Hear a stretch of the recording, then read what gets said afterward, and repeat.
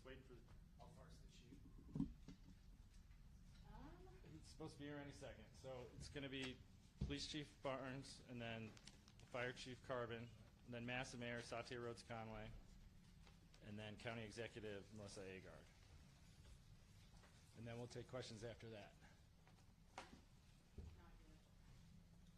All right. See you then.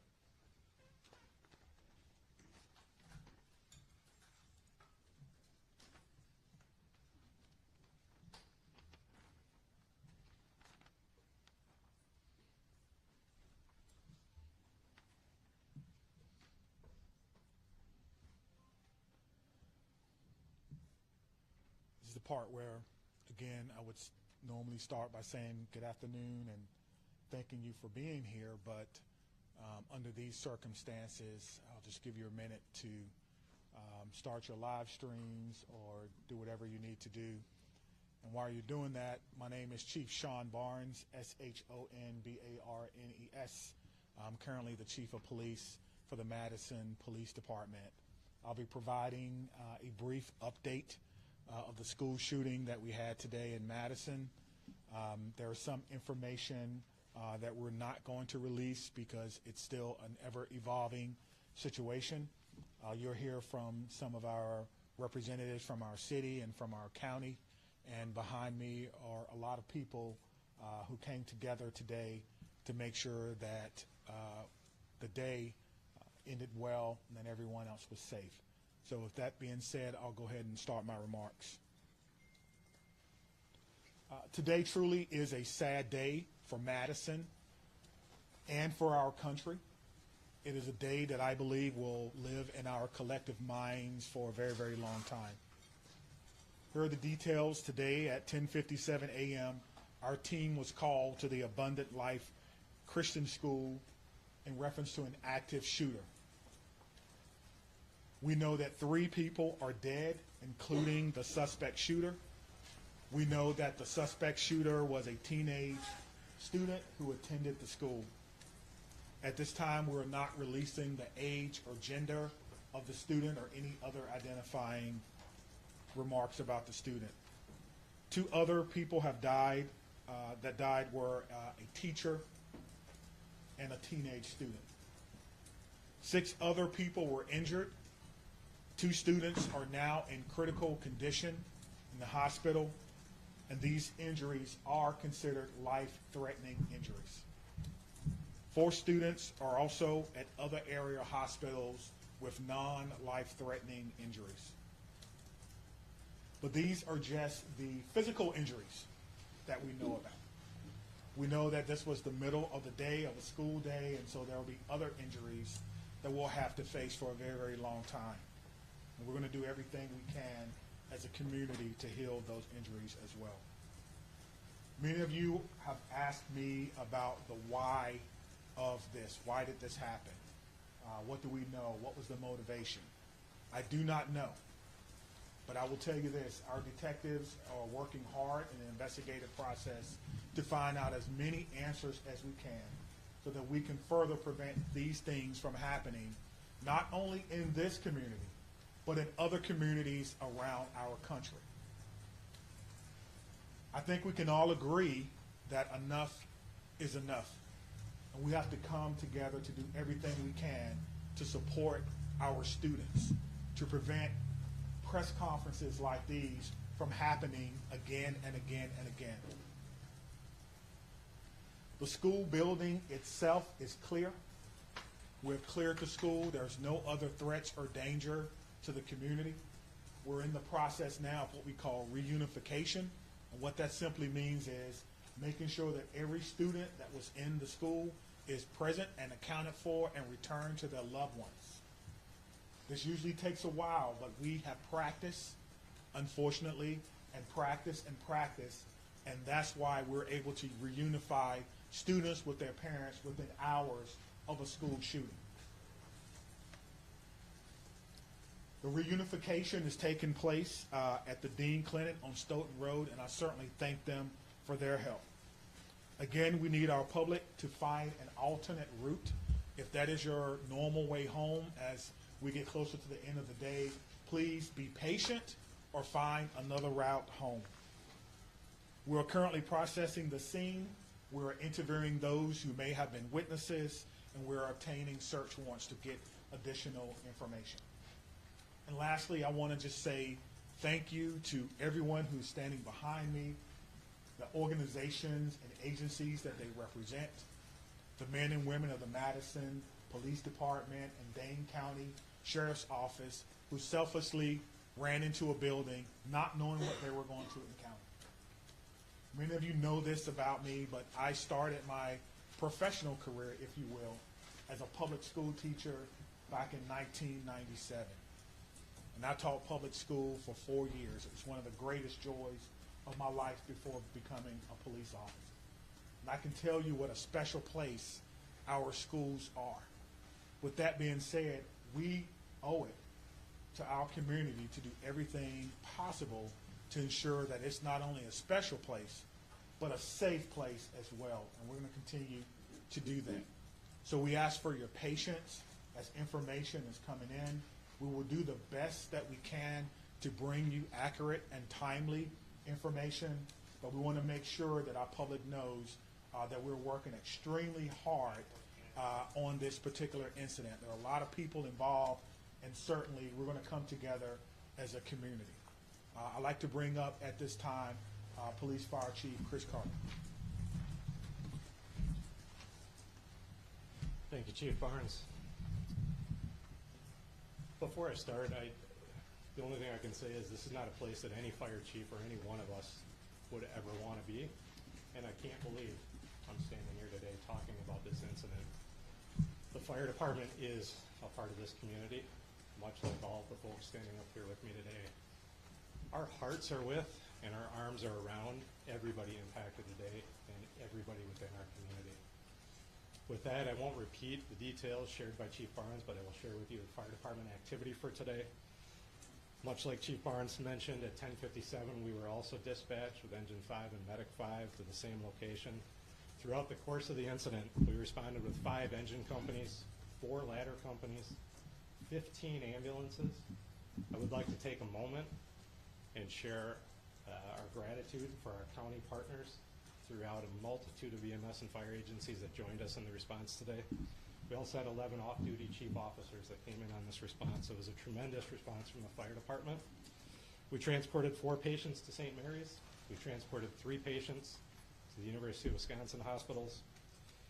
On the arrival of our crews, I can say my gratitude to our membership for what they did and their selfless actions today. It's hard for me to place into words what they ran into as well. They did that immediately, they did that selflessly, and within the course of 15 minutes, from the first transport to the last transport, all the patients were on their way to the hospital. So to our membership within the Madison Fire Department and within all the emergency services, my gratitude, my recognition of the work that goes into this, the training that went into this, that again, we had hoped we would never have to put into practice.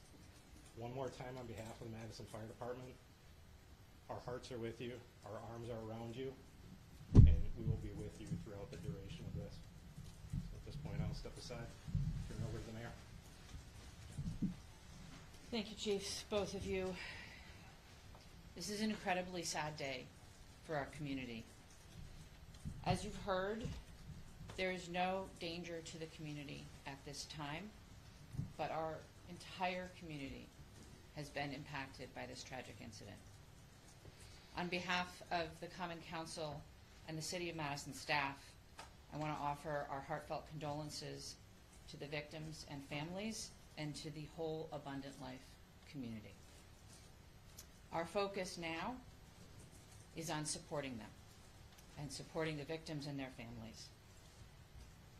And we will continue to do that through the coming days and weeks. I also want to thank our first responders, the police, fire, the medical staff, for their quick action and their life-saving efforts. As you've heard already, this is a whole of government response. It is not just police and fire. It is not just City of Madison. We have folks from all around the county. We have folks from multiple agencies engaged in both the initial immediate response and the ongoing support, and will be engaged for days and weeks to come. I also want to thank the White House and the governor and others in the federal government and state government for reaching out to offer their support and help. And we will be drawing on resources as needed going forward. But the most important thing right now is to make sure that we are centering the victims and their families, and that we are doing whatever we can to support them and to help them heal, and to lift our entire community up through this difficult incident.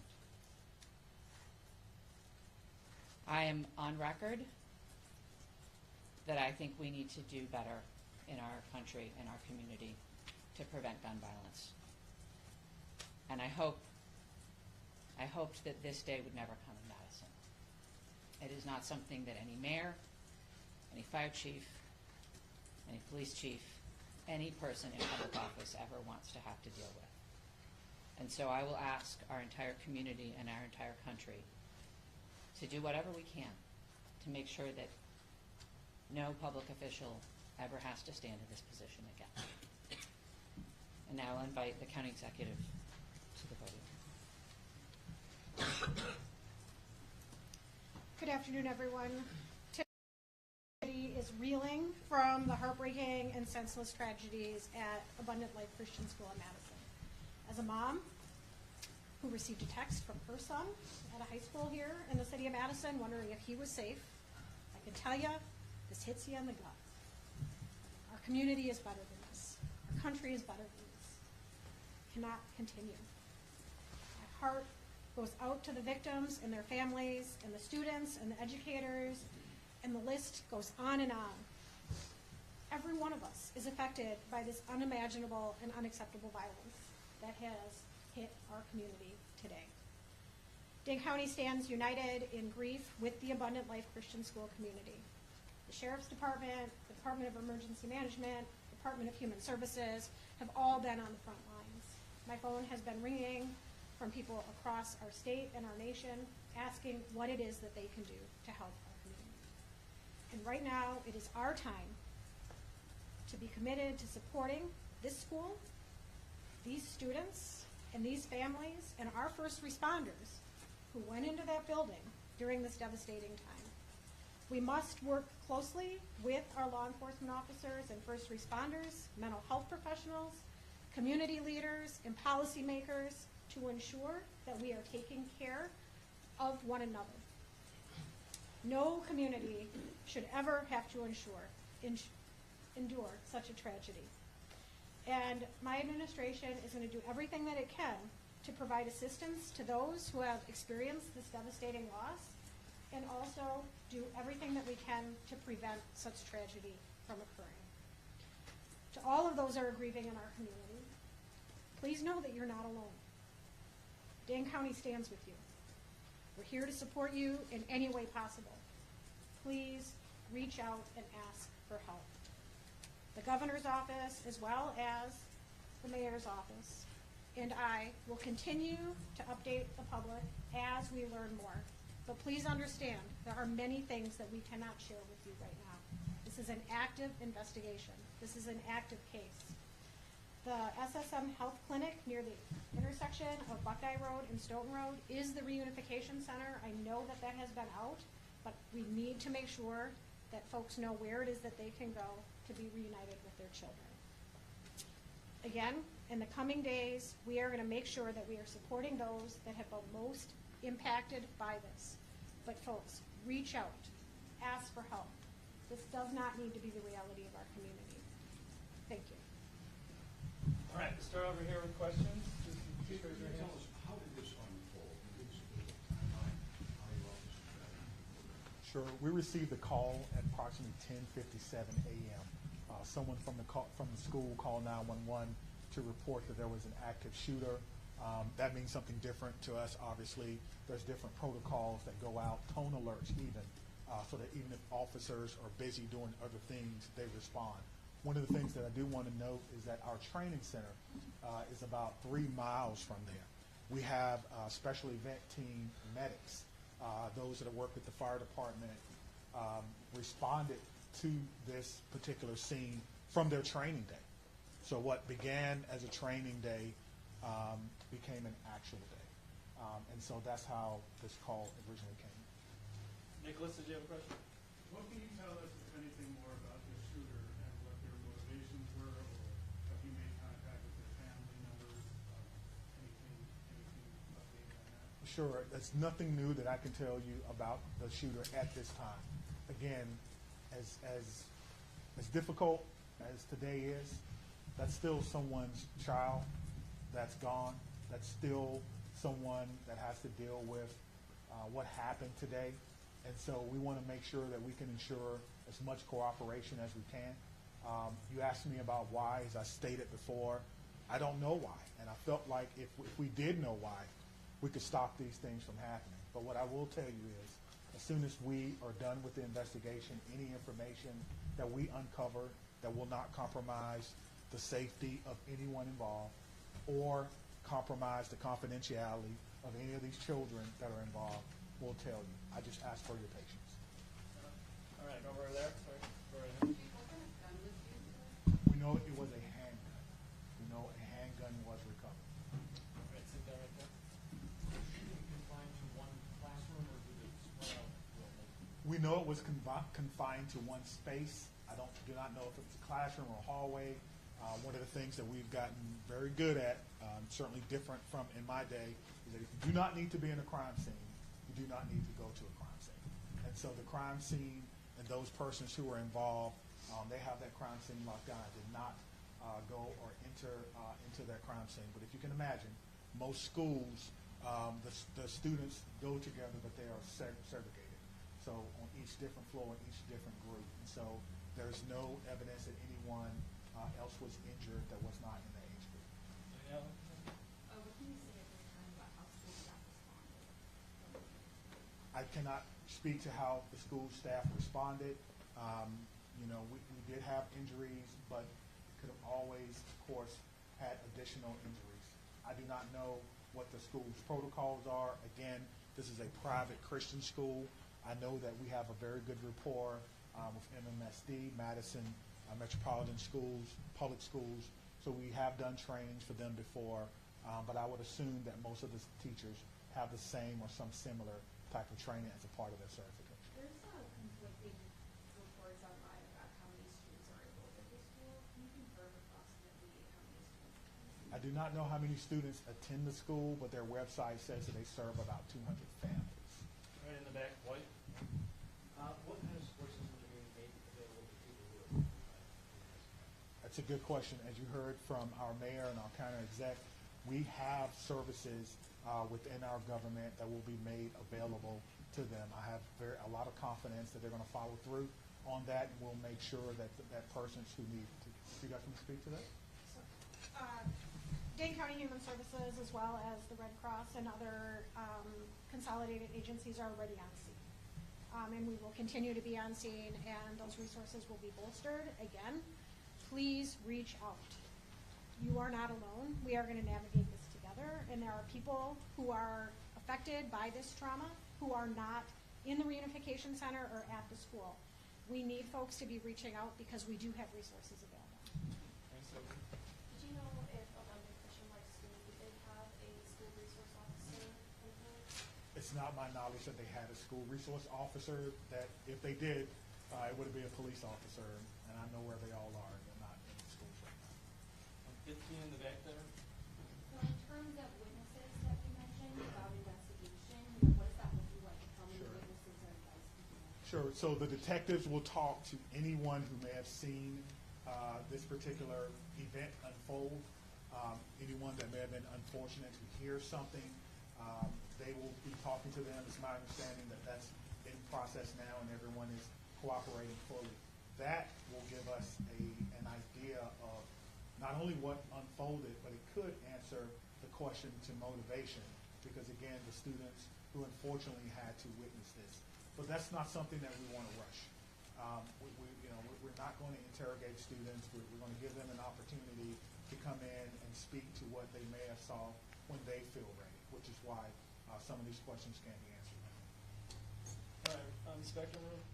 How do you reassure the community that it's still okay to go back to school? I mean, everybody's got kids, and I think, maybe it happened in this school, but there's everybody that's got kids anywhere, like this in Dane County. It's going to be hard. Yeah, I think you're asking me, how can I say 100% that no child will ever be harmed in school? I can't. No police chief can. But all I can tell you is that we have systems in place so that if something happens, we can respond like we did today. I can tell you that our mayor and our county exec has committed resources to not only public health but also mental health. I can tell you that every teacher that I've ever had contact with at MMSD cares deeply about their students.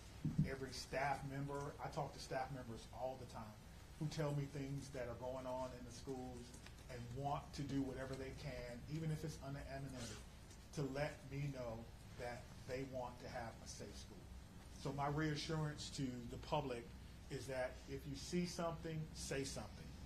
If you know someone who may be going through a difficult time, please reach out to someone. And I think what I can do is make sure that our police department is transparent and open and honest and inviting for people to call and give information. I think MMSD does an excellent job of that, and the same thing can be said for any other private school. If you want to give information or you need someone to talk to, I can promise you we'll have someone there to get that information. All right, then. Understanding that it's a private school you may not be as familiar with, what are the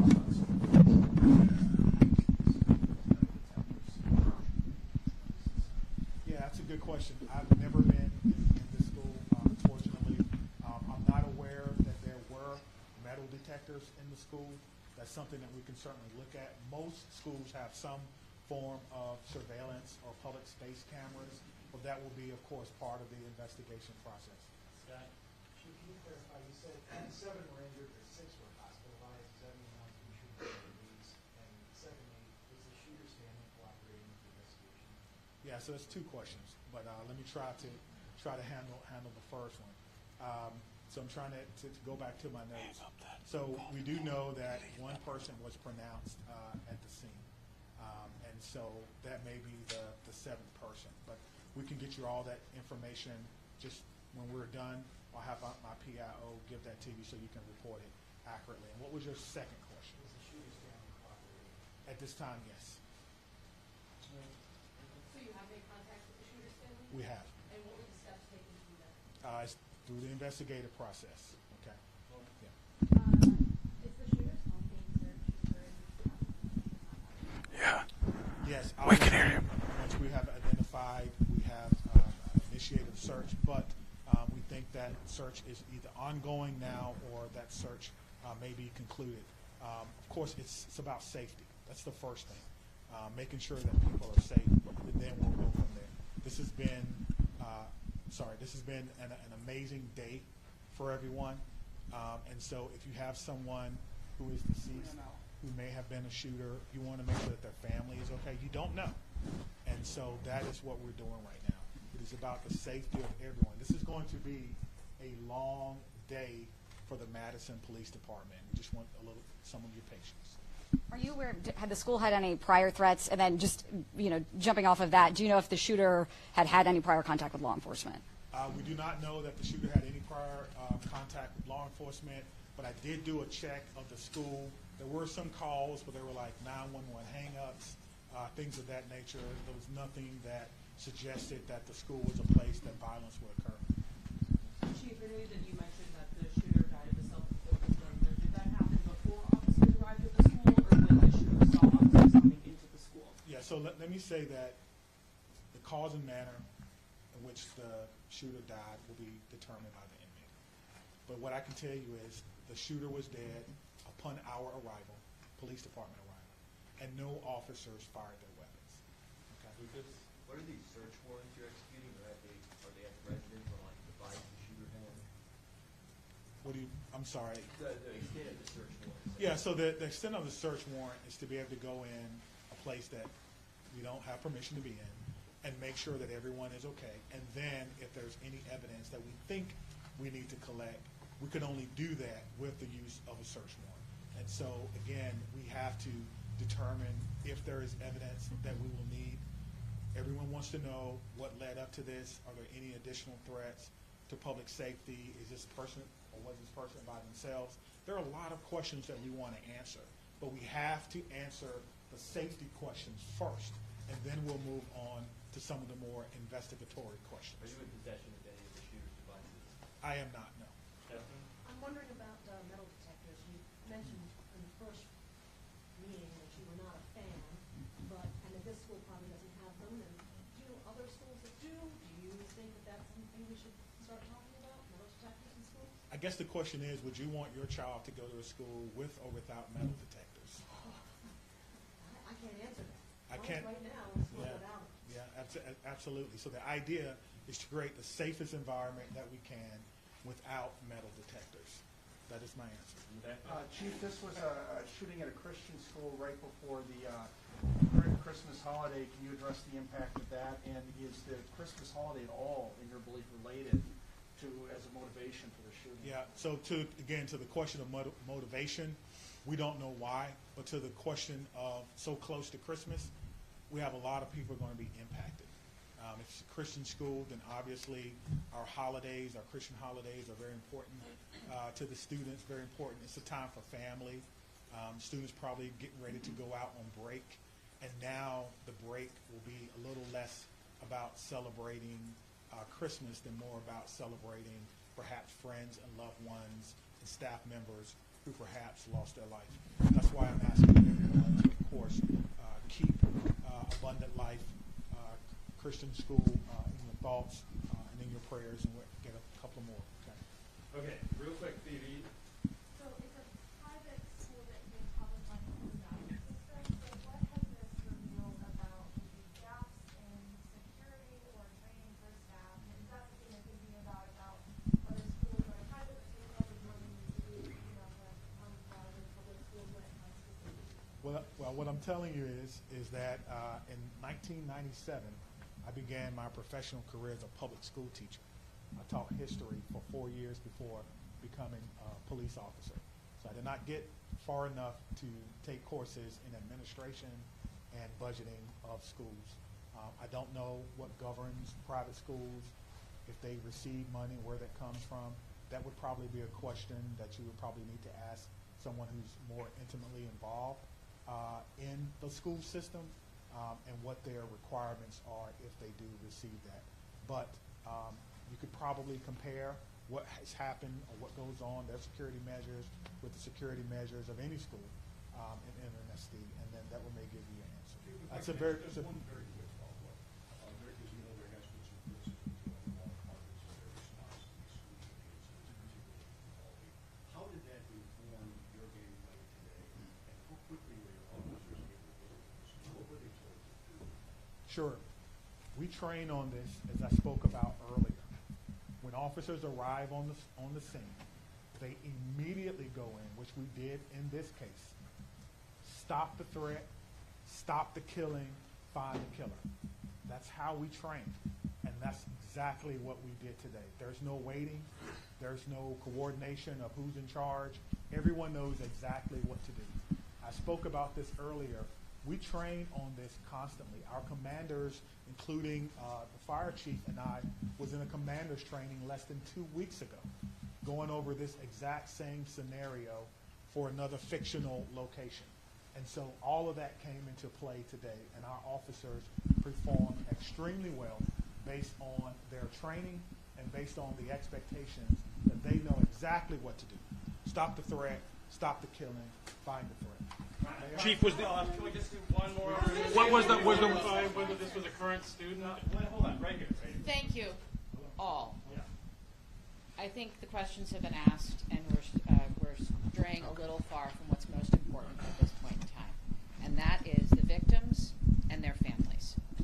I have 3 things to add. First of all, there is a lot that our community can and will do in the coming days to support the victims and their families, and we will have more information at future briefings.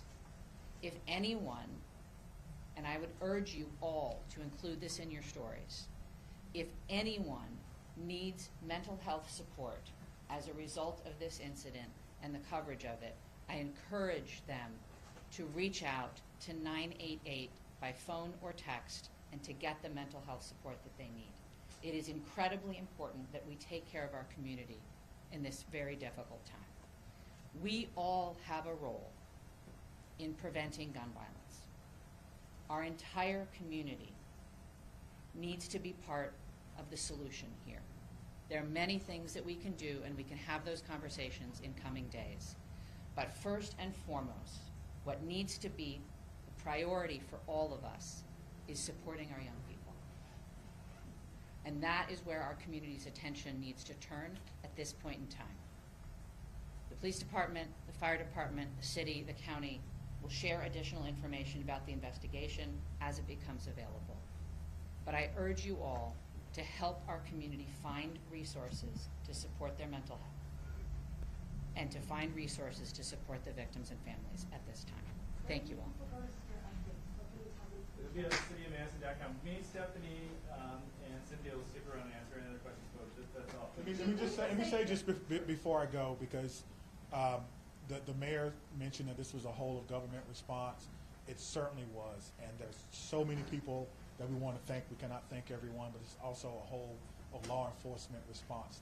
Even though we are in different agencies, we all have the same training, and so I want to thank our partners with the FBI who are here with me today, partners with the ATF, Dane County Emergency Management. Of course, we already talked about our fire department. We've got calls from the Attorney General of the United States, Wisconsin State Patrol, our governor's office, State Patrol, Monona, as well as our sheriff's office. I know I may have left someone out, but thank you for how you responded, professionally, quickly, and according to the way that we all trained, and it all came together to ensure that no other persons were hurt. Thank you. Chief, could you just say what time you guys made entry? We just want to nail that detail down. 10:57. That's the time you made entry. Sorry, in 1 minute? How long does it take till they arrive to the How long does it take till they arrive to the scene if they receive the call at 10:57? Yeah, so I will work on getting that information for our next media briefing. We plan to meet here at 5:30 tonight, and I will work on getting that information. I know that information I can. They want to go live, they said. Okay, also, with respect to social media at all, Hey, that is something, yep.